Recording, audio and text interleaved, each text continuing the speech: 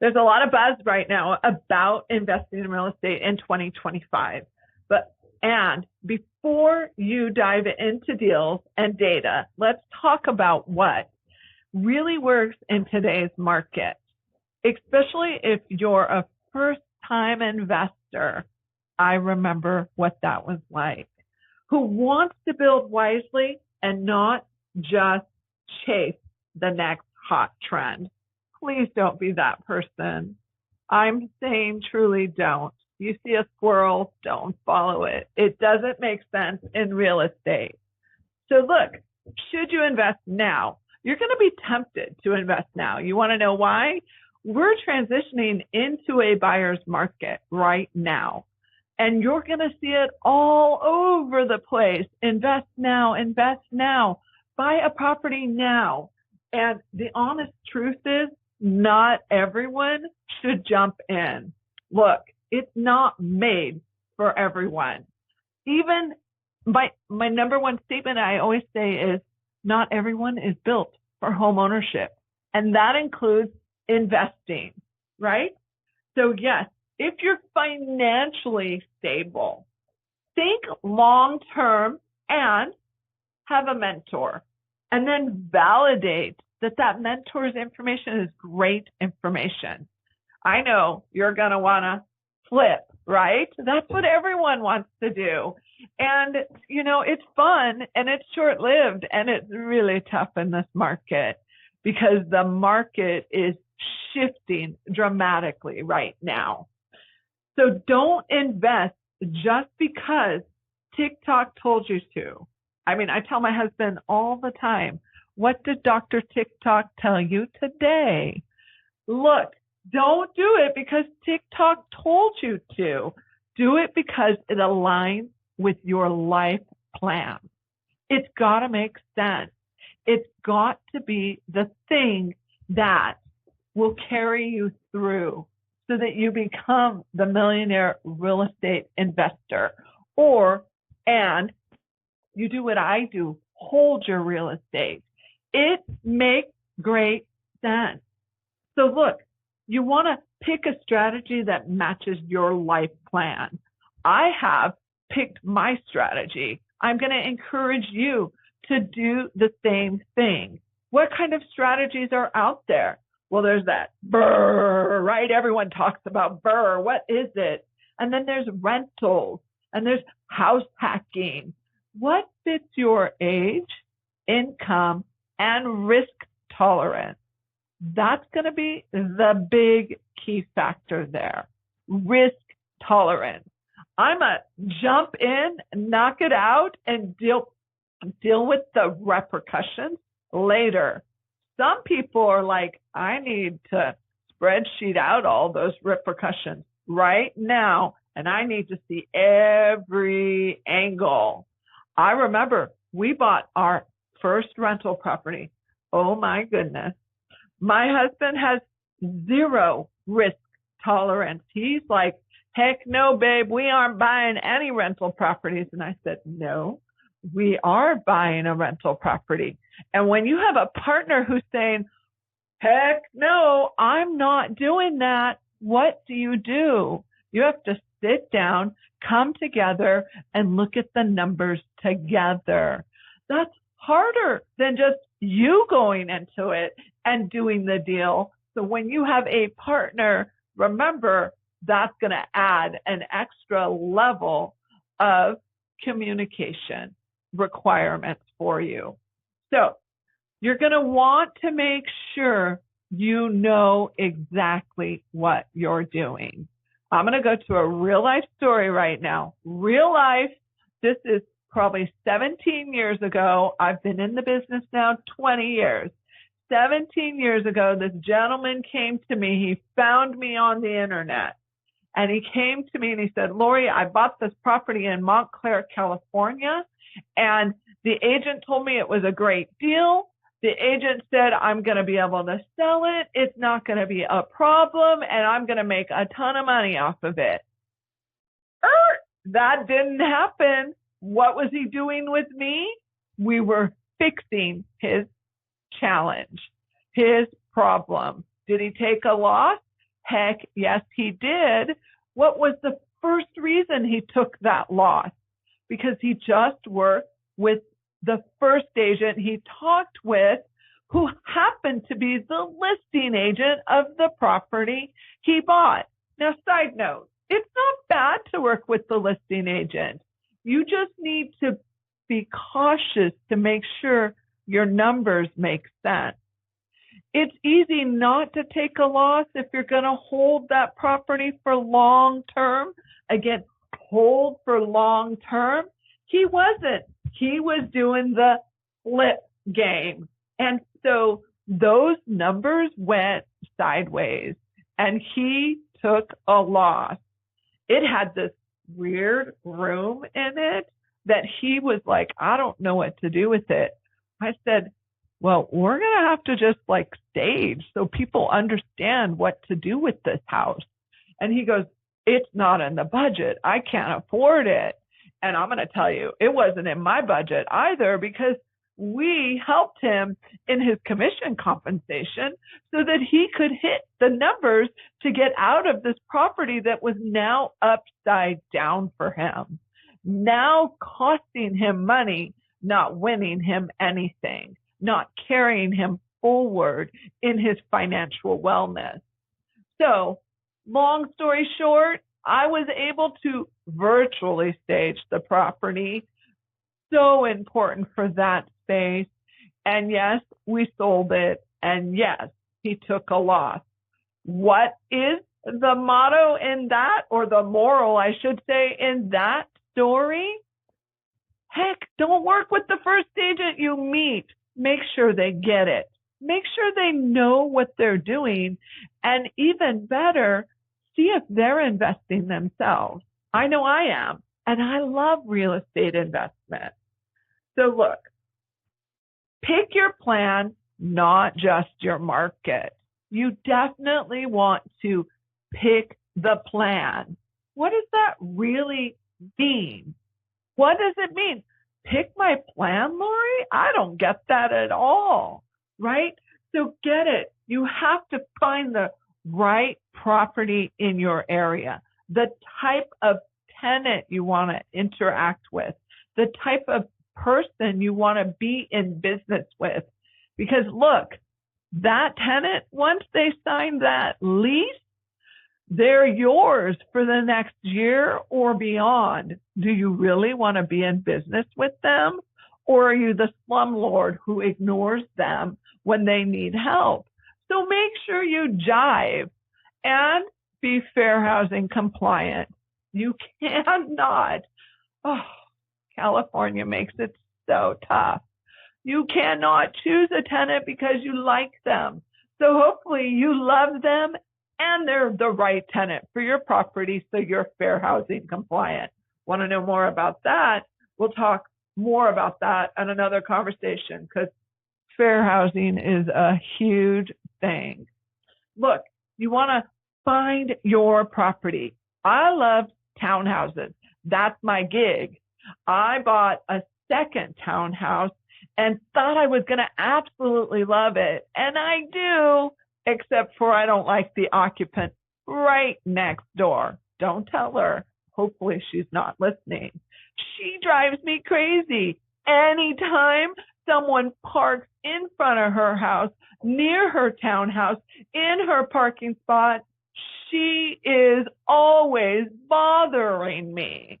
I'm like, lady, I'm going to make you a sign that says this is your parking spot. So no one sits there. No one parks there. No one interrupts her space. And yes, that's what it's like to have a tenant. You need to be aware of that. One time I was on this lovely family cruise. It was like Saturday night at 8 p.m. and I got the telephone call from the tenant saying, there's bees in my house. You need to do something about it. Choose your tenants wisely and maintain your properties even better. Don't be the slumlord. It does no one any good. So Look, when you're choosing the right property, you need to make sure you're connecting with an agent who's working for you, not for them, not for their check, for you, right? And they're going to help you find that deal, that right property on the local MLS board. They're going to know off-market listings. We have plenty. You want to know about our off-market listings? Get on our email list. We have them. Wholesalers, probate deals. I mean, we're doing this transaction business all day long, and we're talking to all kinds of people. We can connect you to just the right property if you know what you want. I have so many investors who call me and say, Lori, I want an investment piece. Great. So I start asking questions like, what's the budget? What's your property profile? What type of tenant do you want? What's the location? Well, I don't know. Do the research. Determine who you want to be in business with, right? What I personally look for when helping investor clients is someone who knows what they want. You don't know what you want? Schedule a consultation. Come on in and we'll give you all the details of how to do that. Not only are these books that I recommend you read, but they're training courses we can teach you on. So look, you want to make sure, most importantly, you need to trust in your agent. That's 90% of the battle. What's the other 10%? The actual market. All right. Now, you get that great property, right? You figured it out. You get it. You get out there. You're looking at it. And now it's time to negotiate. Know your numbers, Mr. Investor. Know your numbers. Know what it's going to cost to do whatever remodel you're doing. Go in with numbers that make sense and hedge for big mistakes. Just like that other gentleman I was telling you about, he didn't hedge for the mistake that he had. And that is how he ended up a mess financially. You do not want that to happen. Look, when people are selling real estate, I don't care if they're an investor or a homeowner who's selling it. Everyone's connected to heartfelt, heart-centered on their money. Okay? That's all it's about. It comes down to the money. Every transaction I do comes down to the bottom line. What am I walking away with? So know your numbers. And then make sure your agent can connect with the seller or the seller's agent on a very human level. Offer flexibility. It's important to sellers. You want to make sure you write an offer that gets accepted without having to overpay. You do not want to overpay. Otherwise, you'll be like that investor I just talked about, who, especially if you're flipping, who ends up upside down. You've got to find the win-win for everyone. And if you're going into the deal only looking for a win for you, well, don't call me, because I work with only people who do a win-win. You want to make it good for the world. You want to make a difference. Look, build the right team from day one. And that is going to take some moving and some pivoting and some ups and some downs. And so you're just going to want to make sure you have an agent who's a real investor-friendly agent. They understand what's happening with investors, what investors are looking for. They can bring experience to the table because they've been there, done that with another investor. You want to know that your lender matters more than your interest rate.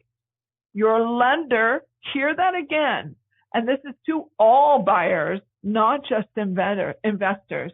Your lender means more than just your interest rate.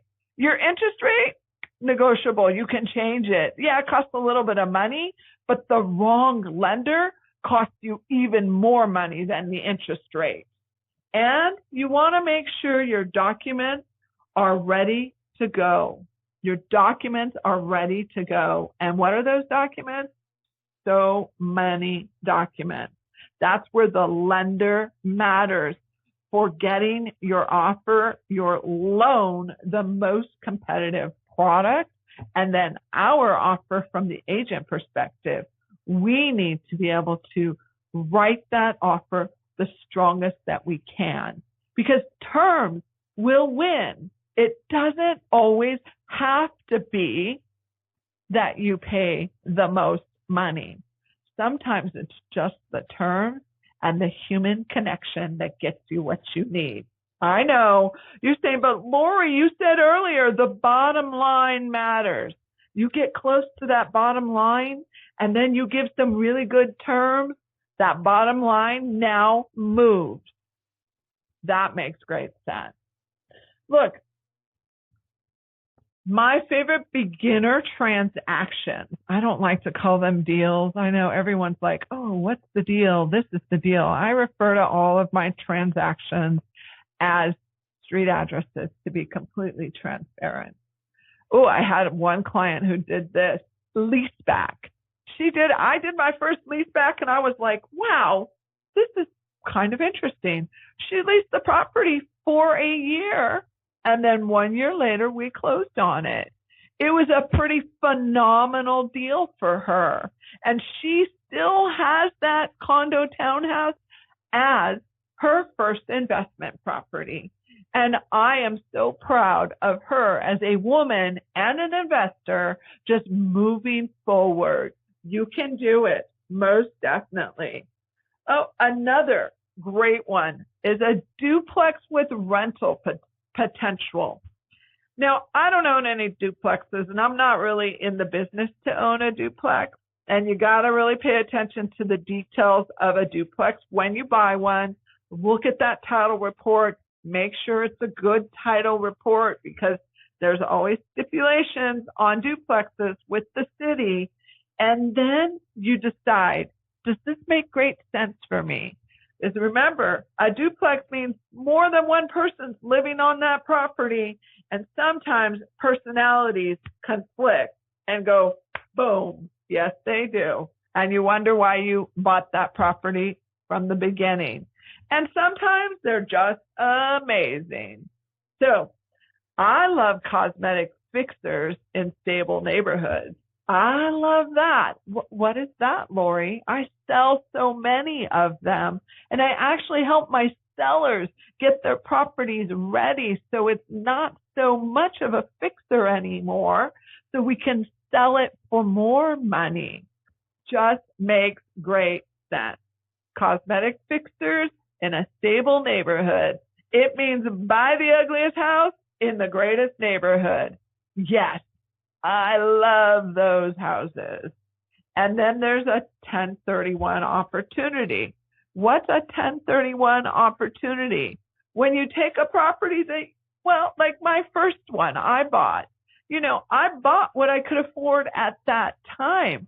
Would that be my property of choice today and where I am in my life? Heck no, it wouldn't. And so I could change that out and do a 1031 exchange into another property. Look, real estate is not easy. We've got so many words, so much language, so many contracts, so many lenders. There's just like, oh, you could go on forever and ever, listening to it all, hearing it all. Take your time. Listen, listen, and listen. I mean, I jumped into the internet right now and just looked. On the news reels, international buyers purchased $56 billion worth of U.S. homes from April 24 to March 25th. The international buyers are in and they're buying. Are you? Are you thinking about doing it? Maybe you want to go international. Maybe you don't. If you want to buy where I am here in good old California, well, it takes a lot of money. You got to be prepared for that. And not everyone can invest in California real estate. And do I encourage you to? Sure. Again, going back to the top and saying, as long as you're financially stable and able. You do not want to buy a property and then move a tenant in, or sell a property and then find out that the roof is really leaking and it's $30,000 later and you are already $30,000 upside down. That does not make sense. Look, real estate investing isn't about just the numbers. It's about freedom, stability, and legacy. And if you're starting in 2025, you need more than a checklist. You need a vision, you need heart and guidance. That's where I come in. So if you're thinking about getting into real estate investing in 2025 or maybe even next year, you can DM me, Investor Plan on Instagram or any of my other sites, because we're out there everywhere. And we can talk about real estate and what fits your life, not just your budget. Maybe you're not investing today, but you can put that calendar together and do it sooner or later. The sooner the better. It matters.